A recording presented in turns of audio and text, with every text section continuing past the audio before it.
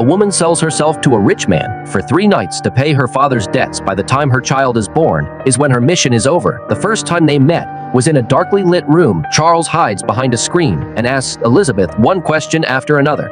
If Elisabeth was healthy, why didn't she get married? Why would she do such a thing? Elisabeth said she would sell everything she had for a living.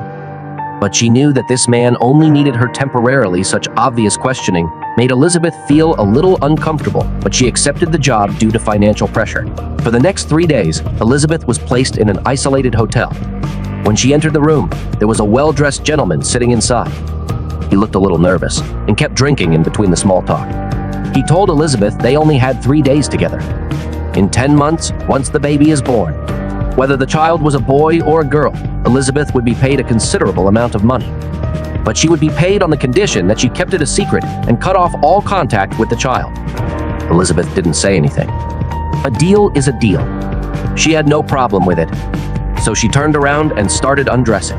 The first night, Elisabeth was on her side in bed and let Charles perform the ritual awkwardly. Although the two of them did not communicate, Elisabeth could tell that Charles was a true gentleman. Charles treated her with absolute respect. On the second night, Elisabeth was visibly more relaxed. She began to revel in the beauty of the intimacy, but she couldn't help but shed tears afterwards. It was a shame to sleep with a stranger. Charles saw the change in her mood and began to encourage Elisabeth to let out her frustrations. It was at this point their relationship seemed to have changed slightly. The third night, Elisabeth began to be brave enough to release her innermost desires. The passionate flow of pleasure went straight to her heart. It was also a formal farewell to their 3-day journey. 10 months later, Elisabeth gave birth to a baby girl. But before she had a chance to see it, the baby was taken away immediately. It's a long, hard labor and delivery. No mother can be indifferent to her child, and in the years that followed, Elisabeth missed her daughter more and more every day. Whenever her daughter's birthday came around, she would write down her wishes in her sketchbook and wished her a happy birthday from afar. 7 years passed. Elisabeth finally found out the news of her daughter, so she immediately went to meet her daughter as a governess. She learned from the servants that her daughter's name was Louisa. Louisa was a lonely and stubborn child. Louisa had already expelled 3 governesses in a row because she did not want to be disciplined. She doesn't go out in her spare time and often locks herself in the lake pavilion. When Louisa first saw Elisabeth, she maintained her usual unfriendly attitude. The first thing she said was to go away. Elisabeth was not upset by her daughter's arrogance. On the contrary, it strengthened Elisabeth's determination to stay and take care of her growing up. The next day, Duke Charles returned. When he saw Elisabeth, his face was full of shock. He asked Elisabeth to leave immediately, forcing him to hold back his shock. Elisabeth says she can't forget the sound of her daughter's laughter and everything that happened when she was born. Charles was very angry with Elisabeth for breaking the contract. But according to the governess's contract, he still had to keep Elisabeth here for a month. So to make his point, he told Elisabeth the story of what happened. 10 years ago, his wife had an accident and became a vegetable. Charles found Elisabeth in order to keep the marriage and continue the family line. But he never thought that fate would bring them together again. This is definitely the most terrible tutor. She would pick up the paint and pour it on her face when the child disobeyed her. Then she poured a cup of paint on her own face. Elisabeth agreed to Louisa's father's request in order to teach her well. How Elisabeth punishes Louisa will be how she treats herself. But what she wanted to teach Louisa was much more than what was in the books. Louisa has been withdrawn since she was a child because of her long lack of motherly love. Her father, Charles, spoiled her so much that she developed a fearless personality.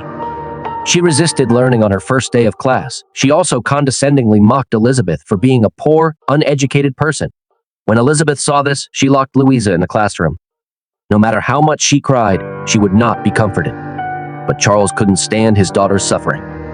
He was so angry that he immediately asked to stop the course. However, Elisabeth's attitude was also very firm. After 2 days together, she found that Louisa had been neglected for a long time. Louisa had no ability to recognize herself. Elisabeth knew that this would help Louisa, but Louisa had to learn to obey her first to reassure Charles. Elisabeth made a promise. No matter what punishment Louisa receives, she would also be punished along with her.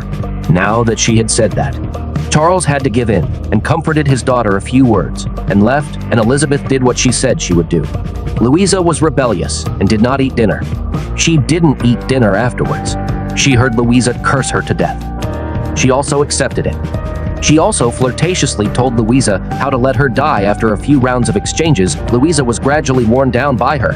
She started to be attracted to the card on the table. Elisabeth seized the opportunity and immediately began to teach her some basic words and grammar. Then she told a story about light and fire. She said that fire is like magic that can stop time. When the fire goes out, people don't have to follow the rules anymore. They can do whatever they want to do. And when the fire lights up again, everything will be as if it never happened. Louisa listened very carefully that day. But afterwards, she started to go even further. Elisabeth told her the cruel truth in a fit of emotion. She said that once Louisa grew up, it would all leave her, because Louisa is a woman. When Louisa married, everything she owned would be her husband's. Louisa would lose everything. But there is one thing that no one can take away from her, that is the mind. And so Elisabeth succeeded in disarming her daughter with love and tolerance. Louisa began to stop resisting classes and started studying instead. Charles was grateful to see his daughter's growth, and he and Elisabeth slowly developed a different kind of affection for each other. At night, Charles came to his wife's bed and told her what was on his mind. For several years, he only talked about his heart to his unconscious wife, but this time his mind flashed with the image of another person. At the same time, Elisabeth also had unspoken feelings for the man who had bought her virginity with money. She used to watch Charles swimming at the lake. She silently admired Charles's body through the blurred glass. Then she would subconsciously caress her neck. It was clear that her love was burning as well. The two of them met in the study that night. Charles took the initiative to tell Elisabeth about the events of 7 years ago. He wanted Elisabeth to tell him with conviction in order to suppress his feelings. The past is gone. It will never happen again. But he can deceive others, but not his own heart. When the two of them made eye contact again, their inner feelings instantly poured out. This night they are completely free from moral restraint to express the long-suppressed fire of the heart, and the sensitive Louisa spies on her father's relationship with Elisabeth. The girl was walking on the frozen lake when the ice suddenly broke and fell into the water. The woman saw and immediately jumped into the cold, biting water. She used her body to break through the ice cracks and rescued the girl. Although Elisabeth has always been by Louisa's side as a teacher, but her actions could not hide her identity as Louisa's real mother. She promised the sleeping Louisa that she would never leave her. As time passed, Louisa slowly began to reveal her heart to Elisabeth. Louisa knew that the sick lady was not her real mother, but she would go to see the sick lady every day. And Louisa loved the lake pavilion because she saw it as her own space with her mother in the winter. It snowed a lot. Charles's father had returned. Lord Clare was a born hedonist and enjoyed all kinds of extravagant activities. Lord Clare held a Christmas ball right after his return. Charles never liked to dance, but when he is alone with Elisabeth, he can't help but to put his arm around her waist and spin around the room. After that, their relationship grew rapidly. Sometimes Charles even wanted to take her and daughter away with him. But Charles, as a married man and the heir to the family, he had a great responsibility on his shoulders. He would not allow himself to have these unrealistic thoughts. Soon after, a group of uninvited guests arrive at the estate. Charles' business is in trouble. He had to sell everything to pay off the loan. The cold wind of the night quickly took Charles' wife's life like a knife. Elisabeth, though she had no part in the affair, but she knew that Charles had something to do with it. Just then, Louisa came into Elisabeth's room. She accidentally saw Elisabeth's picture book.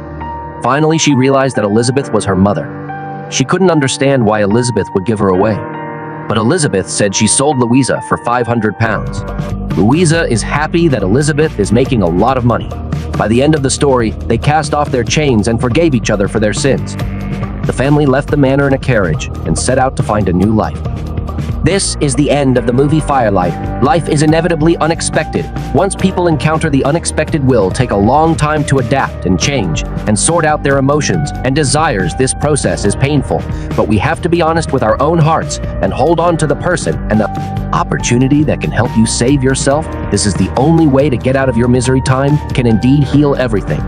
But the necessary prerequisite is to let go so that what needs to end can end. If we insist on holding on to the past, we allow the damage to continue and the pain to increase. Charles and Louisa both did the foolish thing of running away. Fortunately, they met a strong-willed lover and mother like Elisabeth, so their painful past was quickly cut off by the sharp edge of love. Estate had been his and his wife's wedding home. But during the 10 years his wife was paralyzed, the estate became more like a prison for everyone. Charles did love his wife, but he never thought about whether she wanted to live like this. He had lied to himself for 10 years. Perhaps he also hurt his wife for 10 years, so he put out the fire in a tormented state. Then he opened all the doors and windows, leaving his wife's body exposed to the covers. He promised that he would repay God, and prayed that God would look after his wife.